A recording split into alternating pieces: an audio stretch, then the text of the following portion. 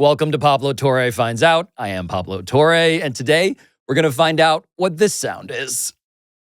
Psh, grab.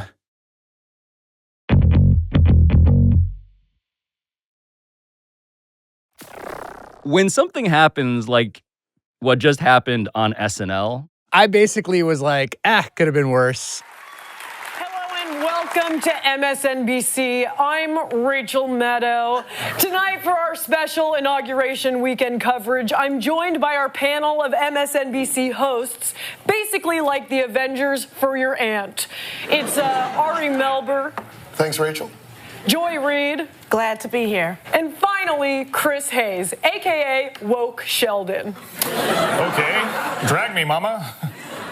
You know, one of the weird things about the experience of some modicum of fame, and I imagine that you have experienced this too, is that there is an unbridgeable gap between people's conception of you outside and the person you are in your little head. What do you think, Rachel? Oh, I'm not Rachel. I'm Chris Hayes. Huh. Usually we're conditioned to only see ourselves through the eyes of people that we love, or our friends, our coworkers, but to see yourself through strangers' eyes is to sometimes feel it's like unrecognizable. Like there's all these people outside you that have this vision or expectations of you that is just irreconcilable with like who you think you are. All right, so the expectation that I imagine you must already have for today's episode is that our focus is going to be all politics and Trump and his cabinet and legislation and executive orders, because our guest today happens to be the guy who became the youngest host of a primetime cable news show on MSNBC at age 34 back in 2013. But that expectation would be wrong. I want to set up why you're here, because this is all flowing naturally. My picks for the week, right? That's right. You have a parlay, Chris, that you're here to sell us. I got a custom parlay. You have Ben Johnson Bears propaganda. Oh, yeah. I'm sure. Let's go. God. Let's go. No. In reality, Chris Hayes, who is also, by the way, a real Chicago sports maniac, wrote a whole new book called The Sirens Call. And the focus of this book, which I found myself underlining to truly an almost shocking degree, is the science and history and philosophy of attention. It's the most powerful and influential resource. It's monetized to create multi-billion-dollar empires. What we pay attention to from moment to moment is what our lives are. And so we're constantly battling to kind of retain some part of it, which is really a battle to retain control over ourselves. Which now brings me back to the whole woke Sheldon thing that we started with. And also my belief that the authority Chris wields on the specific subject of attention is, partly, but not overwhelmingly, political. Because even the most right-wing pundits in America would have to agree with Chris Hayes that Chris Hayes is, admittedly, a TV nerd. And this is going to be a story about what nerds have done to everyone's brains and how that also relates to television.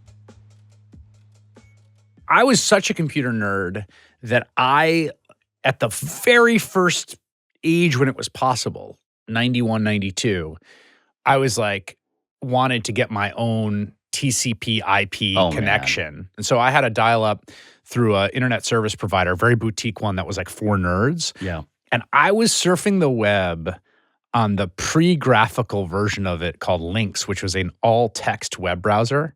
The first version of the mass internet was a commercial internet controlled by AOL, CompuServe, and Prodigy. And then AOL sort of won that battle. It acquired Time Warner. It was the belle of the ball. It was the biggest company. There were movies. Movies about it. Yes. Like AOL. You Got Mail. Yes. All of these noises are still in my brain. Still in my head, too. Yes. Welcome. You've got mail. So that commercial version got defeated by the non-commercial version, the open web. And the open web then got defeated by what we have now, the commercial Web 2.0 social media platforms.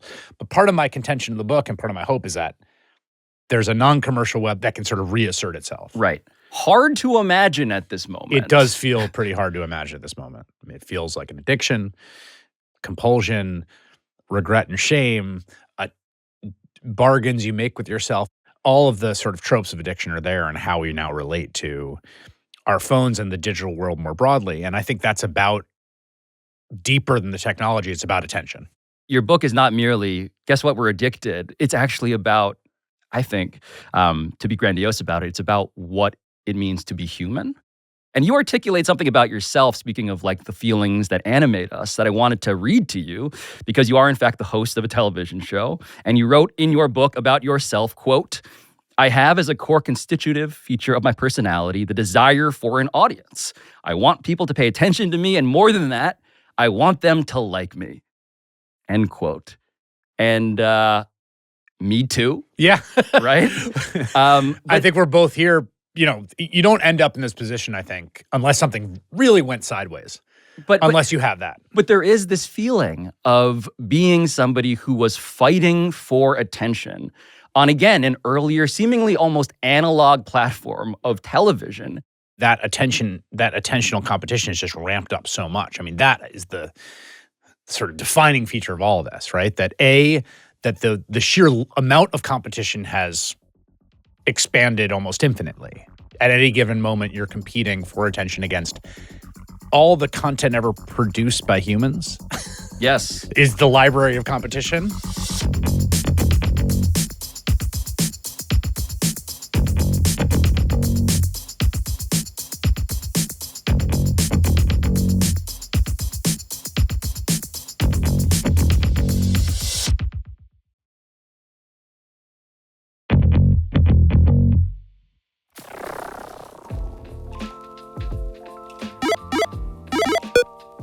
So we're going to get to Silicon Valley and what they found out about the human condition in a minute, but I first needed to say something about the last thing Chris told me before the break, which is that we, right now, are competing for your attention against everything anyone has ever made.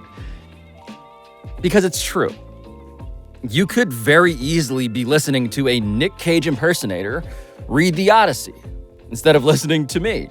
You could be watching a supercut entitled Top 100 Dunks of the Last 25 Years.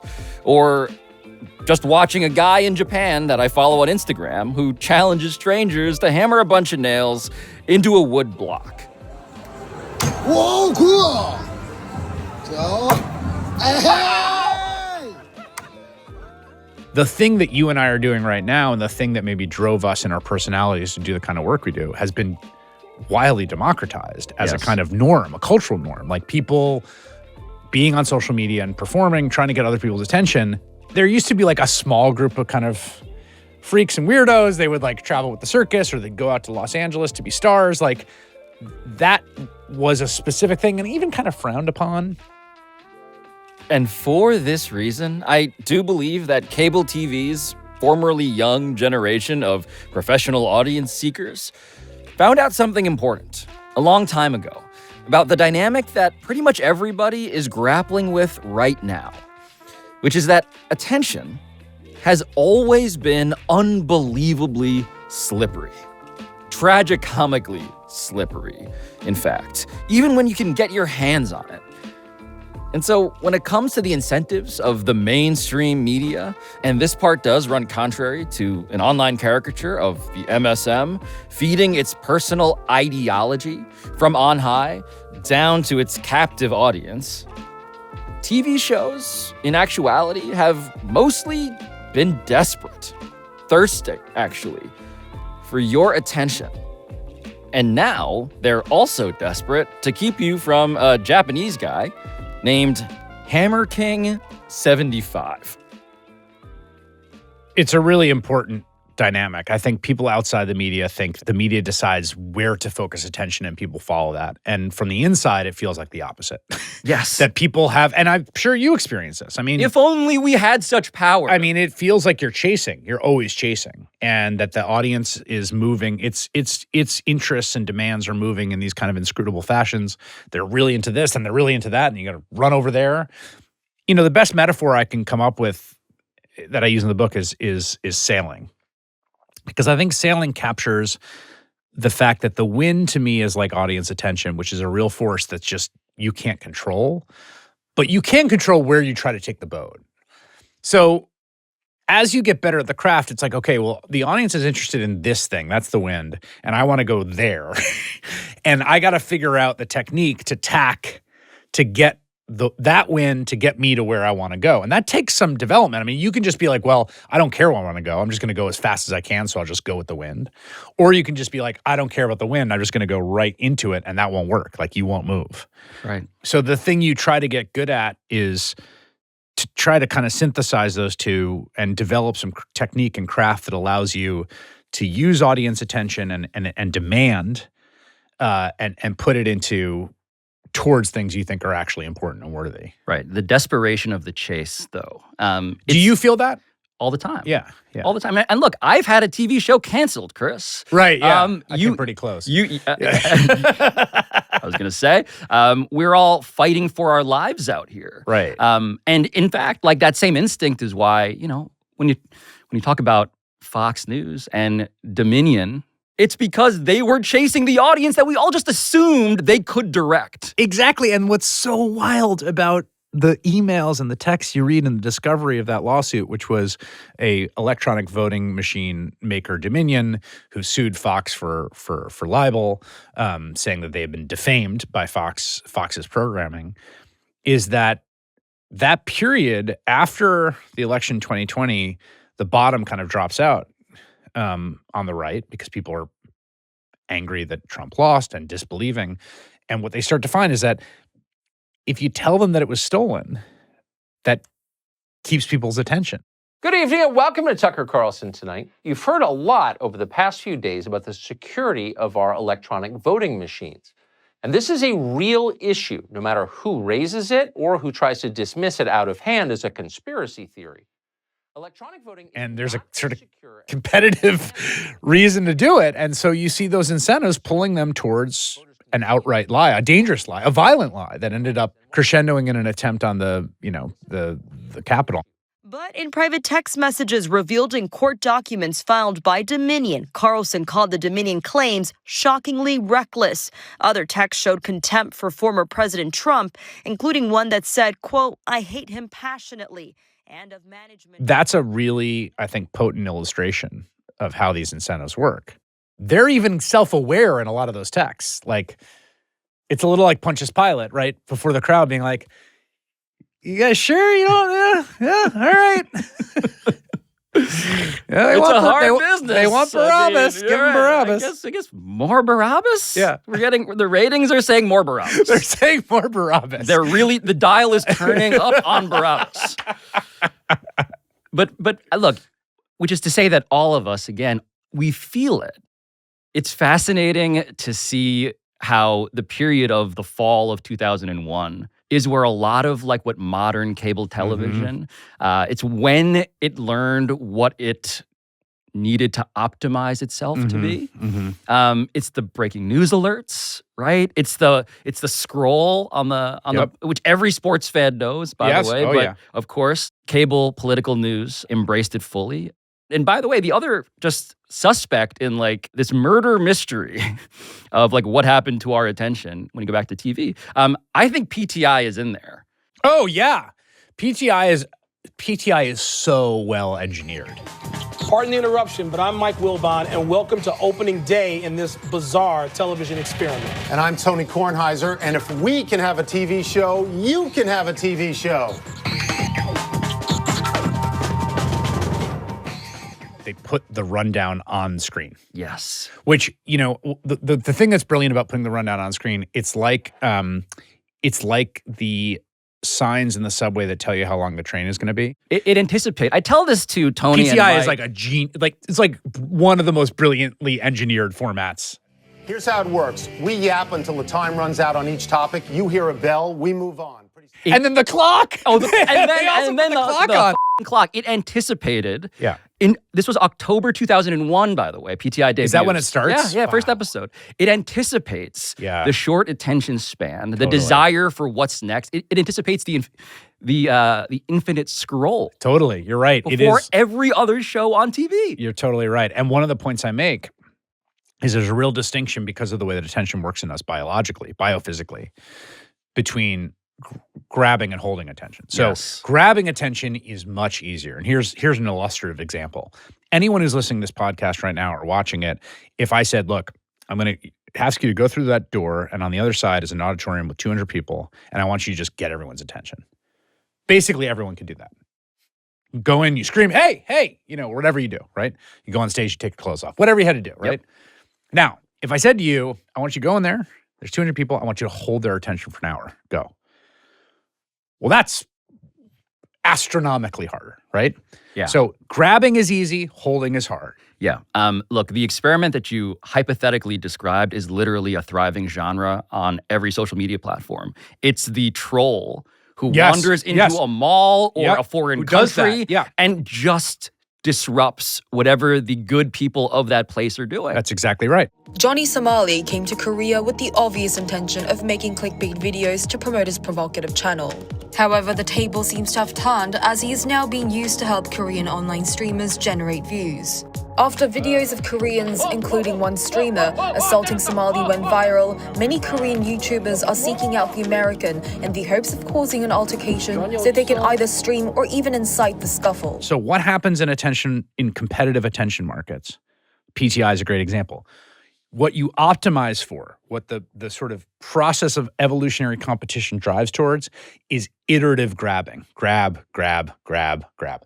What is TikTok? What is Instagram Reels? What is X Twitter? What are all these things? They're grab, grab, grab, grab, grab. They never have to hold.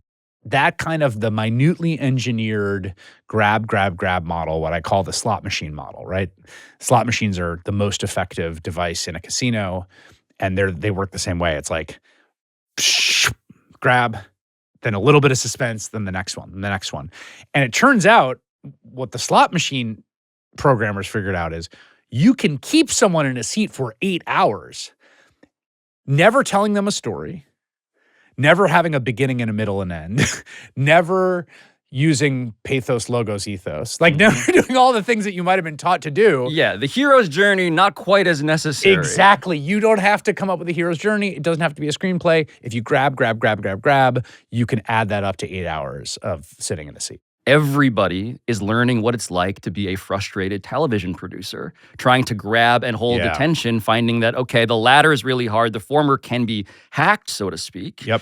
And so what I want to bring it around to is just this idea that, in a sense, this problem, this panic around attention being scarce and attention being commodified, our way of life being disrupted, it is a thing that people have worried about with pretty much every medium that has ever been invented to date. Like, I didn't appreciate that writing, that the birth of the written word, according to Socrates, was something that, quote, in his mind, would implant forgetfulness in their souls. Writing was video games to Socrates. Writing was video games to Socrates. Look, this is a really tricky part of this discussion because you have to not fall prey to presentism and understand that each new technology has come with a set of concerns, sometimes a set of what look in retrospect like silly panics.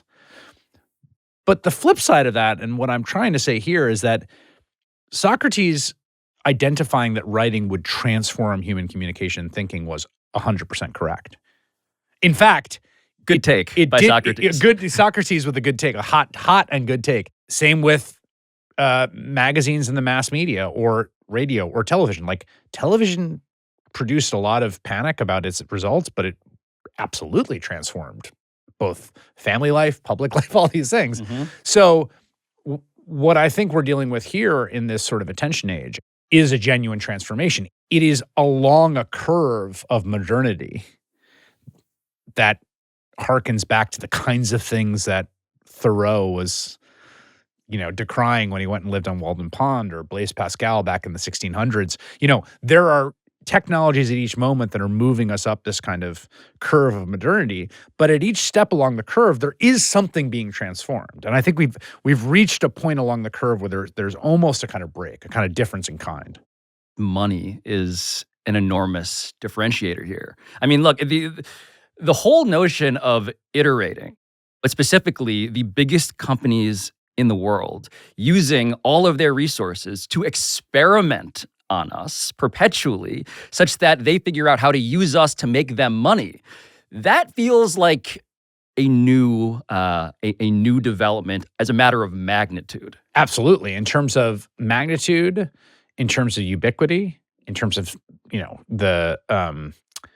the scale that it's happening on both globally and within our own lives. I mean, the hours and hours we're spending on it. And the fact that the engineering has gotten so good. I mean, Mr. Beast is a great example of someone that is an individual who just kind of iterated until he kind of figured out. Oh, I read his manifesto that got leaked at some point. Yeah, it's because fascinating because he's thought deeply about this. Yes. He's like a master of the craft. He reverse engineered the engineering. Every minute, one of these 20 contestants will be eliminated and lose $500,000. Start the timer.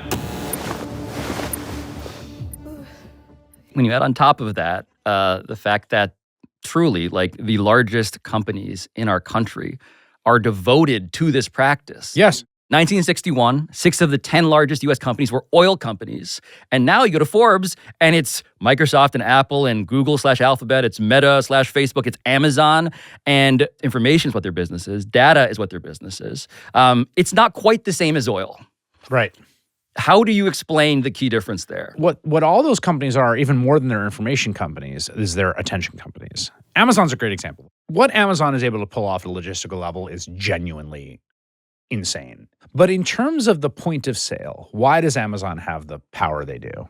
Fundamentally, they're an attention company. And an illustration of that is, let's say you want something. The other day I bought, for my pickup game, like reversible black and white jerseys so we can right? I thought you were going to say I bought a shooting sleeve. Oh, no. My son was really into a shooting sleeve for a while. It's like, I can't shoot without my shooting sleeve. So I got these reversible jerseys, which of course I order on Amazon. And how often have you had the experience where you're ordering a product, the brand name of which is like RJ947-T? The only reason that that product captures you, that you're purchasing it, is because the expensive attentional real estate of the top of the Amazon search is what they occupy. So what Amazon is really doing, the value they have, is that you go to them and you put your focus on what is on the top of that search. And then you can buy things from Amazon from brands you've never heard of before and will never hear from again that are even like, you have no idea where they're made, how they're made. They're just that it's there at the top of the Amazon algorithm. And so fundamentally, similarly to what Google is doing in some ways in Facebook, they are really monetizing attention. It also speaks to like the fundamental quality of this resource, right? Which is information in theory is everywhere. Replicable. It is infinite. But attention, like the unit of measurement for attention, seems to be units of our time. That's exactly what it is. And there is this very famous line by the genius economist, political scientist Herb Simon, who writes this essay about decision-making for organizations in a complex world, where he says, information consumes attention. This is really the most fundamental insight to understand about the age we live in, because we think about it the information age, but the information isn't actually the stuff that's valuable. Information is infinite, it's copyable and replicable. Your data, for instance, your data is valuable, but it doesn't make a difference to Pablo if the data is with 10 firms or 100. And quite frankly, you don't even know. I don't even know. You'll have no idea. Yeah. Why is that data valuable? The data is valuable because it's information about what you will pay attention to. That's what they're trying to do. They want to sell the data to get your eyes, right? It's a means to that end. The thing that's finite, the resource that can only be in one place at one time, here or there, is attention. And so if you think about this line from Simon, who saw this very early in the 1970s, information consumes attention, you then realize that the more information there is, the more valuable the resource that gets consumed is. And what that resource is our attention. This all then leads to the logical question, which is, okay, if it's not quite the same as television and magazines and radio and video games and the written word and all of that, if it's not like comic books, what is this? What's it most like? So there's two metaphors I use, two comparison points I use in the book for what this is most like. So one is labor. Labor is something that predates labor as a wage commodity, meaning human beings have always done stuff. They've always toiled, they've always worked in some sense. But a very specific set of legal, technological, economic institutions arose in the Industrial Revolution to take labor as a wage commodity that had a price per hour, right? That you had a relationship with an employer for. And that experience of taking something that in some senses is all you have, what you do with your effort, and commodifying it and selling it on a market was alienating. This is Marx's whole theory of labor. I was going to say, this is the part that the right will clip out. It's just Chris Hayes doing a whole long proselytizing about Karl Marx. Yes, there's a long reading of Marx. Although, as I say in the book, like, I'm not a Marxist, and what I think is interesting is you don't have to be to appreciate what he's saying. But we're being alienated from the shit that used to give our life meaning. Exactly. Like, this thing is taken from us and sold out of us. It's extracted. The other comparison to what's happening to attention, I think, is what's happened to around hunger and the way our food appetites work. We've got this biological inheritance. You need food to live. We seek out certain calorie-rich foods like sweets, sugars, because they pack a lot of calories, fats. And if you unleash the genius of iterative capitalism on the problem of what will people eat, it will get to Coca-Cola pretty quickly, and then it will sell Coca-Cola all over the world. Similarly, the slot machine and the TikTok algorithm are the version of that for our brains, right? We've got this biological inheritance. We need to pay attention to the sound of rustling in the bushes because there's a predator there. That's hardwired into us. But then that can be used for all sorts of means by companies that want to extract it. But at the same time, in the same way with food, alongside that physical inheritance, we have all of the beauty and bounty that is human appetites. People eat all sorts of things. You can't even list them. And food has such meaning in families and in cultures. It's connected to history, to tradition, to identity. If an alien said, well, what do people like to eat? And you had to explain it. You couldn't list all of it. Yeah, right? You'd watch a TikTok and be like, I think they like to eat expired military rations. You know that guy? I know that guy. We're competing with that guy too, just FYI. Yeah, right now, as we speak. The rye in this is awesome. Amazing. And so it's the same thing with attention. Well, what do people like to pay attention to? Well, people will watch, Wagner's Ring Cycle for 8 hours. They'll watch carpet cleaning videos. They'll watch the new Bob Dylan biopic. I mean, you couldn't possibly cover the bounty of human attentional appetite.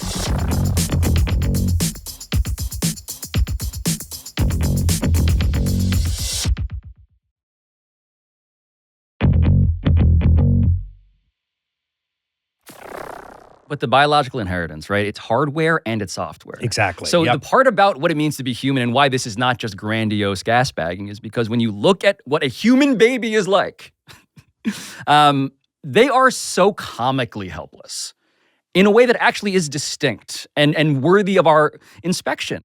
A piglet, so much better a prospect than us. Like, we can't walk. I mean, foals are walking almost right away. Most mammals are way more developed than the human infant is. And this has to do with the way that the birth canal and walking on two legs and our big brains all kind of came together in this evolutionary process where basically to make it all work, you got to give birth to the baby before it's really fully formed. And that means that the human infant needs attention right away. And they have this way of getting it. Yes. Which is the cry. Because it speaks to the wiring of you must attend to the most important sound in the world, which is your kid crying. But that need for attention, that core need, it starts at the beginning and it just keeps going. And it's our central inheritance socially. So that's the other aspect of attention that makes it so potent. It's not just that we put our attention on things, it's that people put their attention on us. And in fact, it is the necessary precondition for life from the moment that we come into this world is that someone somewhere is attending to us. Because if not, we perish. And that's the life or death stakes for the infant. And there are psychology studies, experiments in the realm of just scientists trying to just suss out how profound our need for social attention is. The cocktail party effect is just one of my favorite things. So basically, the cocktail party effect is we have this amazing ability to drown out other sounds and stimuli when we're focused on something. So one of the ways you test this is you give people headphones and they have 2 ears, and each ear is a distinct track, and you give them a task. So in one, it will be like numbers, and you'll say something like, count how many times they say the number 2 or add up all the numbers. And because our focus is so incredible, you will just totally shut out the other ear. But one of the things they find is that the one piece of stimulus that will wrench your attention back against your will while you're focused is your own name. And we've all experienced this 100% Well, that's the part. in a cocktail party. Yeah, we all know what this is like. Or at a party. If you are talking to someone and someone somewhere else says your name, all of a sudden your attention goes to it. And that's because of the potency of that social attention. It's almost hardwired into us. Right. And in some ways, when you think about the engineering of social media platforms with like tagging this person, mentions, replies, they have hardwired into the architecture of social media the cocktail party effect. Yes. Letting you know when someone in the room is talking about you. They know our weakness. You can go back to William James, I think, right? Yep. It's the principles of psychology. Yep. His definition for what attention is, it turns out through this lens, limited.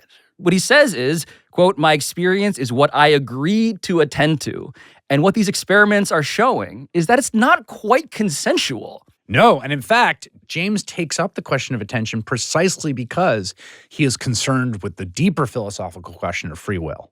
Do we have it? Can we control our own minds? Do we have free will? Right. And that is why the assault on our attention feels like such a deep assault on our being, because the extent to which we can control where our mind goes is the extent to which we have free will in our independent consciousnesses. If the attention is being pulled by other people constantly, in a very real and tangible second-to-second sense, we feel like we're out of control, that we're not actually directing our own lives. There is a stat, just to bring it to the media side of this too. It was this 2014 stat that Chartbeat had found, which is that 50. And by the way, that's 10 years old. So like, it's worse now. Yes, would be my hypothesis. 100% worse now. Right. It was that 55% of people who land on a page last less than 15 seconds. Just like, it's good to know that we're all a Rick Pitino of the mind. we're all in and out of there. Get that shot up. Get it up. But from that to Blaise Pascal, right? This whole thing of like, why can't we sit with something? Why can't we sit alone with nothing? The book ends up being animated by that question. Blaise Pascal writing in 17th century about all the troubles of man stem from his inability to sit alone in his own chamber.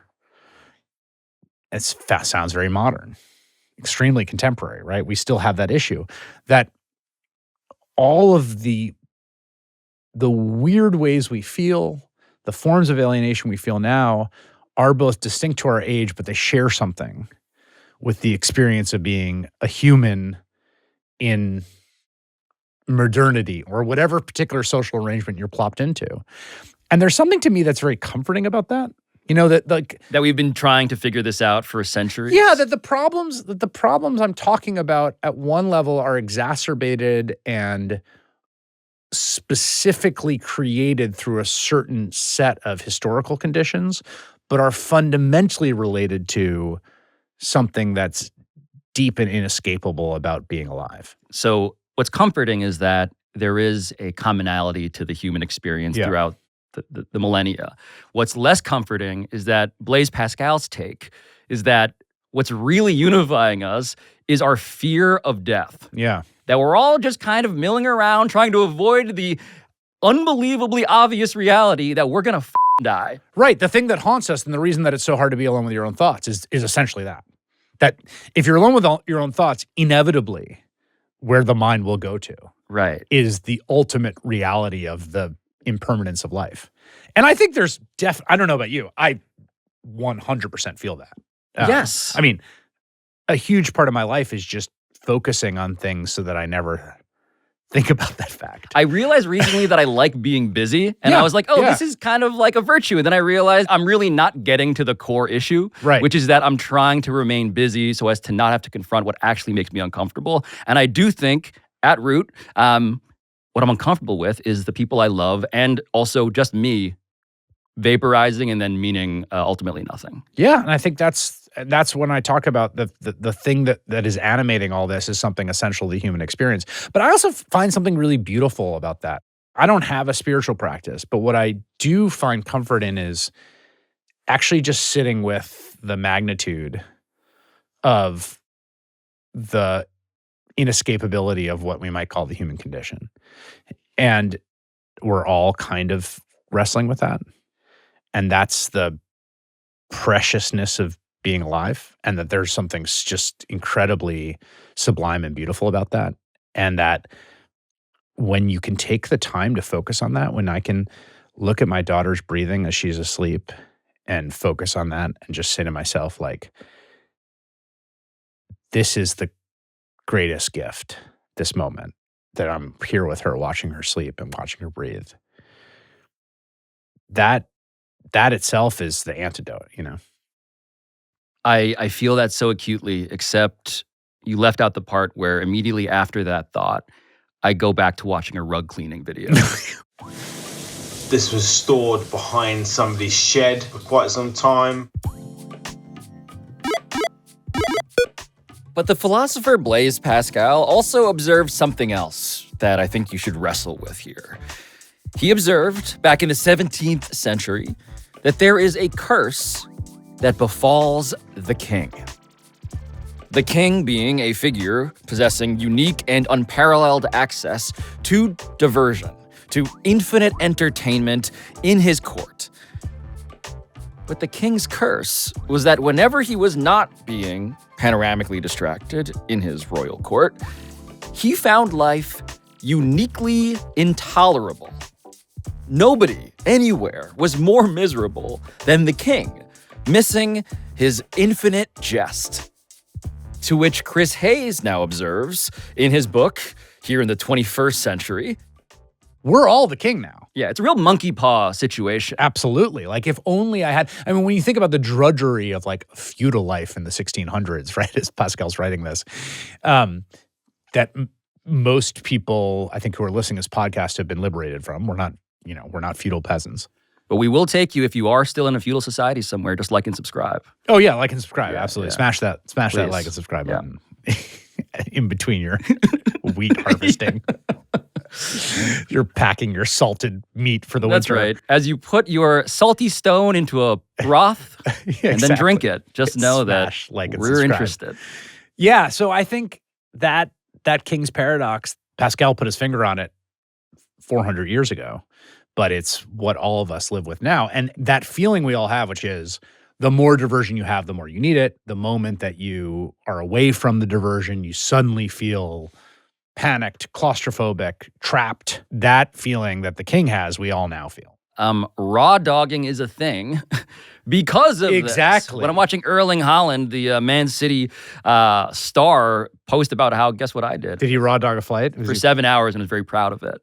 And I'm like, I mean, that is genuinely impressive. Although, don't you always feel with the flight raw dogging videos that you just can't trust that that's true? I agree. We need flight raw dogging verification. We need some kind of. I want the Snyder cut of your raw dogging. Which reminds me of this Russian philosopher that you quote, as many segues go. I don't know how to pronounce his last name, but Alexander Koyev. What Koyev says, and he bases this on Hegel, is that the fundamental human desire that makes us human is desire of recognition. We want to be seen as human, as people, by other humans. It's a real fine print scenario. Exactly, right? Like a children's fable of like, well, the good news is that you will get adoration. The bad news is you won't give a about anybody who gives it to you. Exactly. And that is exactly what the internet offers, right? That yes, you can have all these people paying you attention, it feels very close to recognition. It's firing something in you, but it's actually not quite recognition. Part of the reason it can't be recognition, Koyev explains this in another context, is that you don't actually see them as human. The necessary mutuality isn't there. Yep. So all of this influx, strangers' attention on you, whether it's someone smashing that like and subscribe button, which of course you should do, always. Always. And or they're replying to you on a social media site or whatever they're doing, it's a simulacrum of recognition. It's a synthetic form of it. It's fugazi recognition. It's fugazi recognition that feels close enough to leave you almost nourished, but kind of wanting more, but never actually kind of making you feel sated. Right. And that nearness of it, the fact that attention is right next to recognition and we can mistake one for the other, that is the trap of social media. It's a trap of all kinds of people, all up to including the man who just took the oath of office. Yes. Donald Trump. It's an incredible sales pitch that Mark Zuckerberg, to bring him into this too, that he always makes. I want to connect the world while also making the world feel somehow more disconnected. I want to give you all the food you can eat while also leaving you feeling starved. But the amazing thing about this Zuckerberg connection point is that when you go back to the original technology of Facebook, the point of the Facebook, the physical analog version, and then Facebook, was to take the mutuality of connection and separate it into two constitutive parts, gazing at and being gazed upon. It's precisely that separation that produces the strangeness of social media, right? Yep. But the separation of those two takes what is relationships, the stuff of human connection, and turns it into mere attention.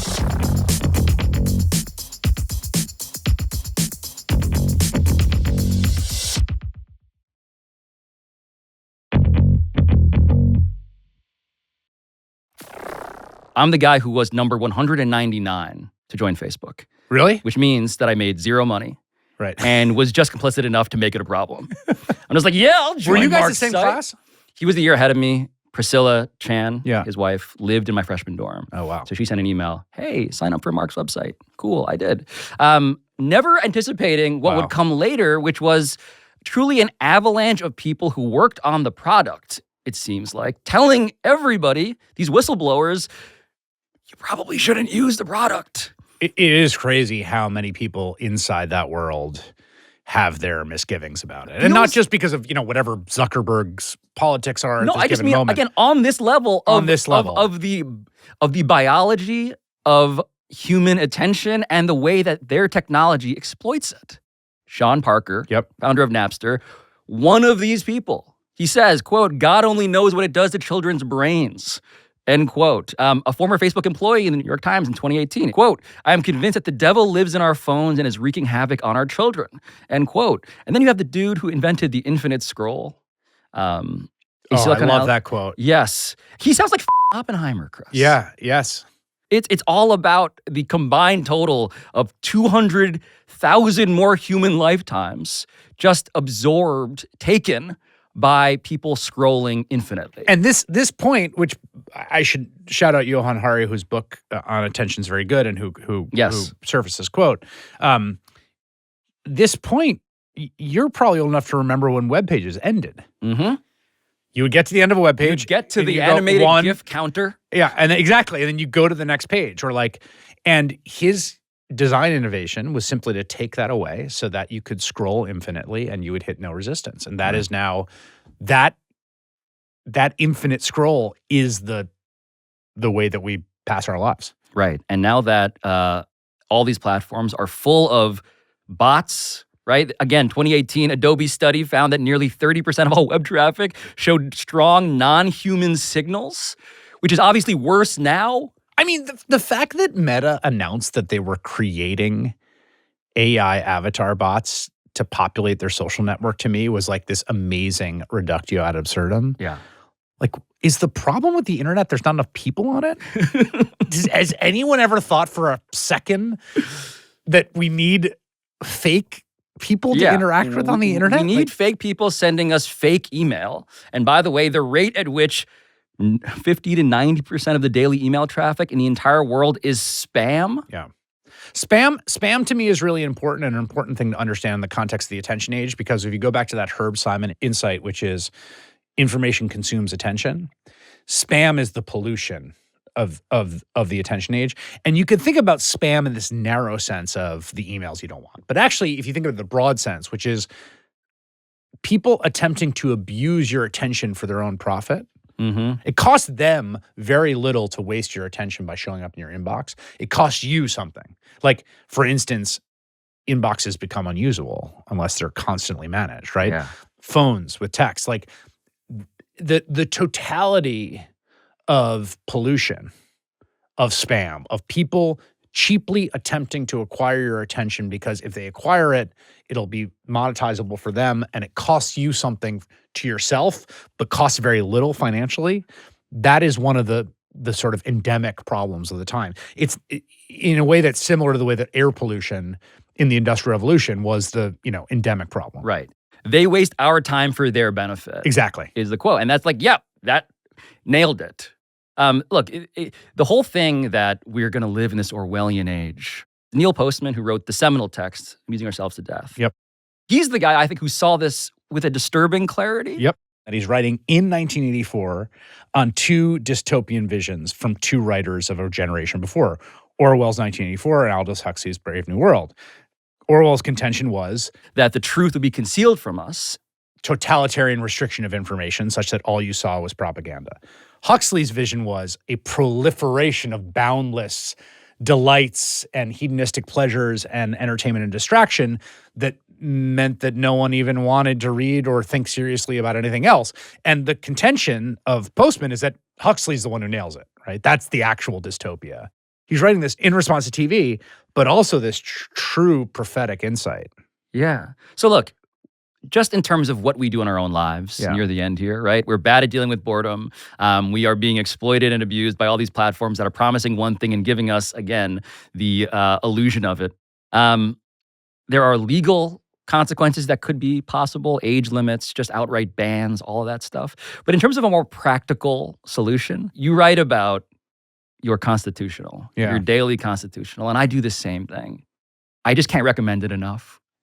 Going on a walk. Go on a walk, spend 20 minutes with just your thoughts every day. That's my one big takeaway. And sometimes I allow myself to be interrupted. I don't want to front here, It's a little like writing a recovery memoir when you're still drinking. It's like, I don't want to pretend that I'm not as, pulled in every direction as I think we all find ourselves. But that is one thing I do every day. Take a walk and spend 20 minutes. That is one concrete place to start. Yes, literally. Go on a walk. Yeah, without your headphones. Without your headphones. Yeah. Do you think this technology is so addictive that the pendulum will not crash back in the other way? I feel the backlash brewing unlike anything I've ever felt in my life. I agree. In the course of the year or two of writing the book, it feels to me like a spring is being pushed and pushed and pushed and crammed. And now with this turn where the sort of troll-in-chief, the president, and the co-troll-in-chief, the co-president Elon Musk, dominating public discourse with a row of billionaires who control the attentional platforms, all coalesced in this tight package of power, only is going to focus the backlash more intensely and give it more energy. Yeah. I said this wasn't really going to be a politically focused episode, but it does feel like at the end here, we should probably just say aloud, the people we've just been talking about who ruined our brains, maybe we shouldn't let them run the government. I think it's probably a bad idea. Chris Hayes, noted sports dad. Noted sports dad, sports fan, Pablo Torre fan. I got to say, I love the show. Thank you for your compliments and for liking and subscribing. I like and I subscribe. Thanks, dude.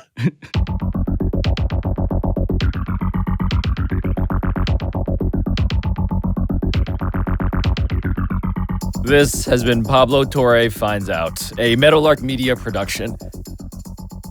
And I'll talk to you next time.